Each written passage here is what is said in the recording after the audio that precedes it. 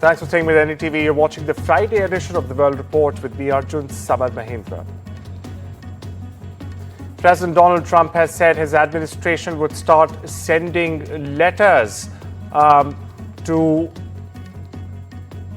countries probably on Friday to identify the tariff rates they would face on imports to the United States. In fact, Trump says 10 to 12 countries will get letters by Friday and will range in value from 60 to 70% and 10 to 20%. Meanwhile, countries will start paying tariffs from the 1st of August. Listen in.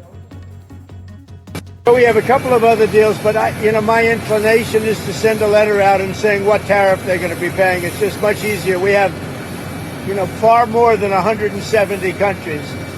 And how many deals can you make? And you can make good deals, but they're very much more complicated. I'd rather, and I've been like this from the beginning, I'd rather send out a letter saying this is what you're going to pay to do business in the United States.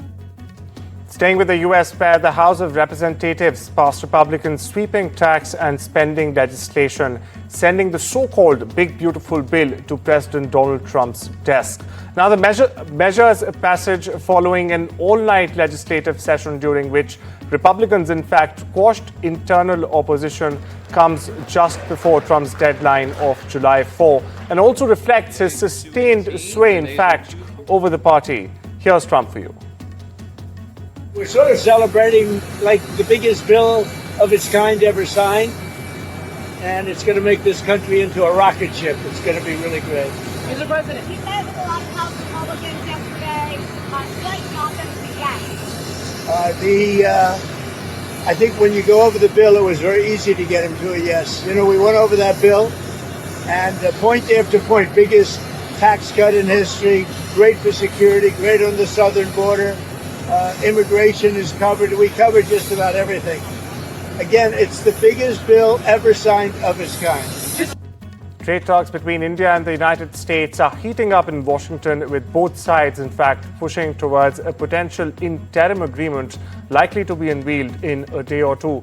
Now, this agreement follows months of negotiations catalyzed by U.S. President Donald Trump's historic tariff announcement on the 2nd of April. Now, since then, both sides have reached the necessary compromises. My colleague Natasha gets you this report. Well, there was so much attention, as you covered earlier in the program, on the big, beautiful bill in U.S. Congress, and that's going to be signed July 4th. I'm not sure that will be accompanied by the Indo-US trade deal as well. But yes, there's a good chance that this bill, the deal will be ironed out before that July 9th deadline. So somewhere between July 4th and July 9th is my guess. But there is increasingly a lot of positive noises that we're hearing from both the American side and the Indian side, but with necessary compromises, as you mentioned earlier. While India is seeking greater market access to its labor-intensive goods, the US wants more duty concessions on its agricultural products and its dairy products. And time again, we hear that's where the challenges have stayed, because India is very wary about allowing these big American farming companies to come in to compete with farmers in India who traditionally have small holdings and a lesser number of cattle. They won't be able to compete, and the Indian government is trying to protect them. In fact, historically, dairy and agriculture is kept out of trade deals even with other countries like Australia and the UK. So that's been the sticking point, but apparently there have been some progress on that front, and there's a chance that India might allow apples and nuts in, but still draw those red lines on products like wheat. The PM addressed the Indian community in Port of Spain, where he in fact spoke about their ancestral links to India, praised their cultural contributions, and also said it was an honor, in fact, to bring with him a replica of the Ram Mandir and holy water from the river Sarayu in Ayodhya. He recalled the community's earlier gesture of sending shillas and sacred water for the temple's construction. Listen into what PM Modi says, followed by a very special report by my colleague Urvashi. They left their soil, but not their soul. They were not just migrants. They were messengers of a timeless civilization. Their contributions have benefited this country culturally, economically, and spiritually. Well, Namaste, New Delhi TV. I'm Urvashi Tiwari Rupnarayan, and I'm coming to you from the National Cycling Center in Cuba, Trinidad and Tobago. Of course, your Prime Minister Narendra Modi would have left Ghana on an official visit. He came to Trinidad and Tobago also on an official visit, and when he departs here, he'll be heading to Buenos Aires. Now, his visit here is very significant. You may ask yourselves why. Well, Trinidad and Tobago has the highest population of members of the Indian diaspora in the Caribbean and also South America. We're averaging at just over 500,000, which is half of our population are members of the Indian diaspora. Now, of course, that is significant because we have those members in various fields. They are in education, they are in the legal fraternity, they are esteemed doctors, they are lawyers, and of course, our Prime Minister, Kamala Persad-Bissessar, is the first female Prime Minister of our country, but she's also the first female Prime Minister of Indian origin. Russian President Vladimir Putin told US President Donald Trump on Thursday that he won't back down from his goals in Ukraine. Now, this comes a day after Washington said it would, in fact, halt some weapon shipments to Kiev. The leader's hour-long call, in fact, comes as Moscow intensifies its attacks on Ukraine, pounding cities with drones and missile strikes. Meanwhile, we get to what Donald Trump had to say on this. We had a call. It was a pretty long call. We talked about a lot of things, including Iran. And we also talked about, as you know, the war with Ukraine. And I'm not happy about that. I'm not happy about that. Progress with him on a deal with Ukraine? Do you feel like you made any progress? No, I didn't make any progress with him today at all. Shifting focus to West Asia, where White House Special Envoy Steve Witkoff is in fact planning to meet Iranian Foreign Minister Abbas Araghchi in Oslo next week to restart nuclear talks. Now, this is according to Western media report. Now, why is this significant? It's significant because a final date has not been sent and neither country has publicly confirmed the meeting. However, if it happens, it would mark the first direct talks since President Trump ordered an unprecedented military strike on 3 of Iran's nuclear facilities only last month. Over in Washington, the United States has imposed sanctions against a business network that smuggles Iranian oil disguised as Iraqi oil, as well as sanctions targeting a Hezbollah-controlled financial institution. Now, the State Treasury Department has, in fact, made this announcement. The network of companies run by Iraqi businessman Salim Ahmed Said has been buying and shipping billions of dollars worth of Iranian oil disguised or blended with, in this case, as Iraqi oil since at least 2020, the statement read. We got breaking news coming in. A statement from the army on Operation Sindoor, in fact, where it has said there was a China-Pak nexus during Operation Sindoor, and China, in fact, provided all possible support to Pakistan. It's a big statement coming in, but that's not only what it says. It further says, and I'm quoting here, Pakistan's like a live laboratory for China. That's correct. The statement says that Beijing has in fact been using Islamabad as a live laboratory. In fact, it goes on to further say that 81% of the military hardware that Pakistan is using is Chinese. We, of course, saw that from the failed air defense systems that were targeted by India. And, you know, the jets also, we saw fragments of unburst missiles fallen on this side of the territory. That's a big breaking news and a big statement, in fact, coming in from India. Moving on. Foreign Affairs Advisor to Bangladesh's interim government, Mohammad Tawheed Hussain, on Thursday indicated that the country's interim government is actively pursuing the extradition of former PM Sheikh Hasina from India, a year after her ousting from the country. Now, as this happens, meanwhile, Bangladesh parties are discussing a caretaker election government My colleague Saurabh gets you the insider details on this. Well, Bangladesh is discussing major reforms and constitutional reforms as it prepares for elections, and currently there's an interim government in place.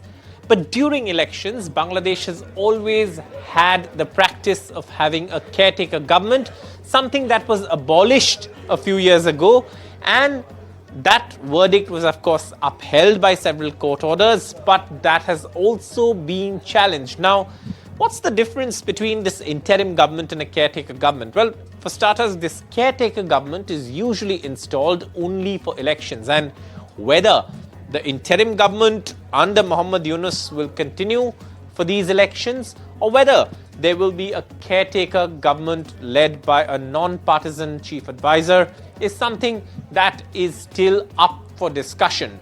As of now, it seems Muhammad Yunus will see Bangladesh through these elections, and then of course major reforms etc. can all take place simultaneously.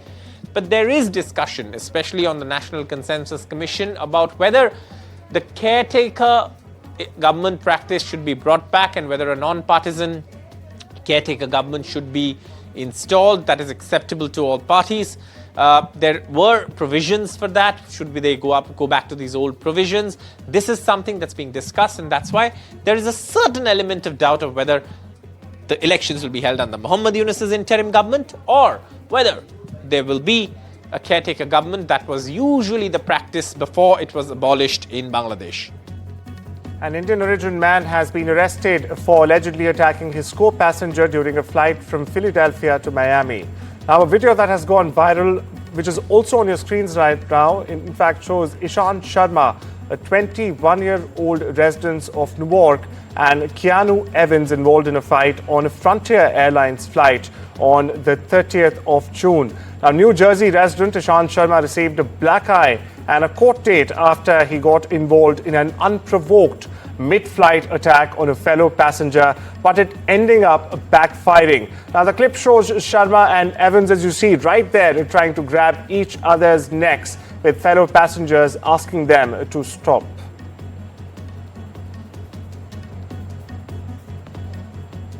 Indian software engineer Soham Parekh has been accused of moonlighting at multiple startups simultaneously. Now, allegedly also deceiving employers and gaming the startup hiring ecosystem.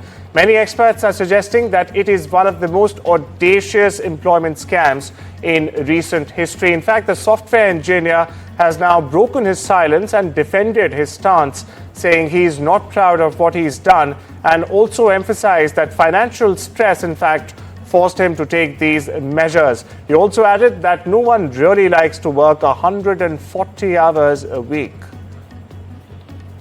Staying with the US, where a wildfire in wilderness area of central California exploded in size as dry, hot weather Thursday, in fact, raised the fire risk for large portions of the state ahead of the July 4th holiday. The Madre Fire, as it's being called, has become California's largest blaze so far this year, ripping through grasslands after breaking out Wednesday in southeastern San Luis Obispo County. It also swiftly grew to more than 55 square miles or 142 square kilometers. There was just 5% containment. Shifting focus eastwards, where Russia has accepted credentials of the new Afghan ambassador to Moscow on Thursday. Now, this marks it as the first country, in fact, to extend diplomatic recognition to the Taliban since the Islamist movement retook power in the South Asian country in 2021. Back to Washington, where national defense areas will soon cover nearly one-third of U.S. border with Mexico, empowering soldiers to arrest people who cross the border illegally. President Donald Trump's declaration of a national emergency at the border has in fact allowed the American army to sidestep a law prohibiting the military from civilian law enforcement. Now, it has gotten a mixed reception from hunters, hikers, and humanitarian groups who fear being locked out of public lands across a cherished landscape. Meanwhile, listen into the U.S. Border Patrol and what it has to say. I want to make it extremely clear. Anyone who enters the United States illegally will be removed. not necessarily just back to Juarez or to Chihuahua or right across the border, but also into southern Mexico. Individuals will face criminal prosecution under the United States immigration law. And scientists from the University of Miami, the Florida Aquarium, and Tela coral in Honduras are in fact transplanting cross-bed coral fragments onto a reef just off Miami's coast. Now, the reef was devastated by coral bleaching 2 years ago. The team is introducing corals from the Honduras, where warmer waters have in fact helped them to thrive, to increase the reef's resilience to rising ocean temperatures. Only on Tuesday, in fact, divers planted Eckelhorn coral fragments. It's a species critical for protecting shoreline. Here's more. It's an exciting day. It's the end of a very long process. Beginning about 3 or 4 years ago, we had this idea that we really needed to try to help Florida's coral reef by introducing more diversity from around the Caribbean, recognizing that some of the biggest threats to corals, like climate change, are really global phenomena. And if you try to have Florida's reefs save themselves on their own, we could give them some outside help. And with that, it's time we step into a short break. Much more on the other side.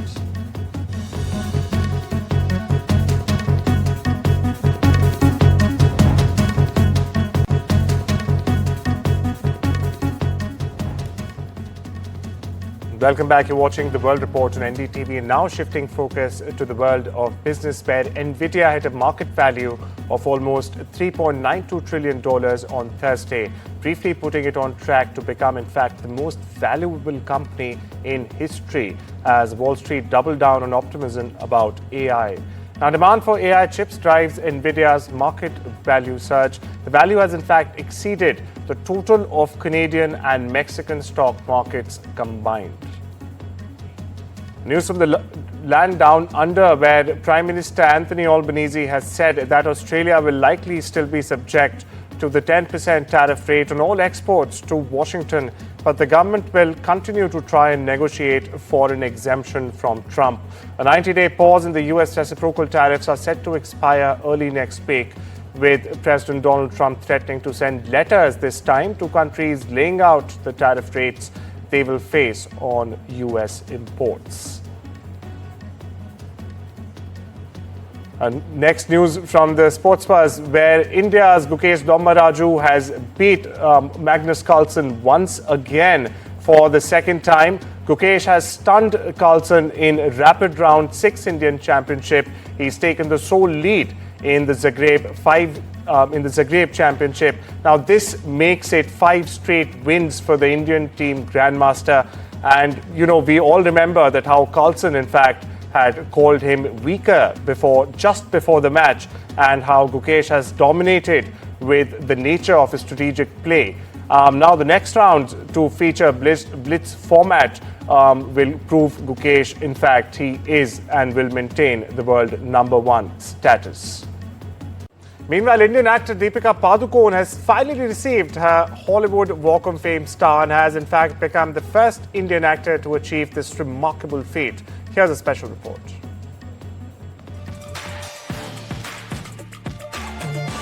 There is no stopping this woman. Deepika Padukone is now the first Indian artist to receive a star on the Hollywood Walk of Fame. The famous sidewalk in Hollywood Boulevard, which is decorated by hundreds of terrazzo and brass stars, honoring outstanding achievers in the entertainment industry. Deepika Padukone now joins the ranks of Paula Abdul, Amy Adams, Lisa Kudrow, Muhammad Ali, James Cameron, Lily Tomlin to RuPaul, and cements her contribution to the film industry. Of course, we are thrilled for her, but technically she's not the first Indian actor. Sabu Dastagir, Mysore-born, son of an elephant mahout, was the first actor of Indian nationality to be inducted in the Walk of Fame. He starred in movies like Elephant Boy, Arabian Nights, The Thief of Baghdad, and many more. As a teenager, he became one of the most recognizable Indian actors in Hollywood, especially popular for his roles in fantasy and adventure films. Although he became an American citizen in 1944 and in 1960 during Hollywood's golden era, Sabu was honored with a star on the Hollywood Walk of Fame. Thus, Deepika is being recognized as the first Indian actor to receive this accolade. Nonetheless, it's a big achievement for her, With already brand ambassador for multiple luxury names like Cartier and Louis Vuitton, Deepika Padukone without a doubt is a global star.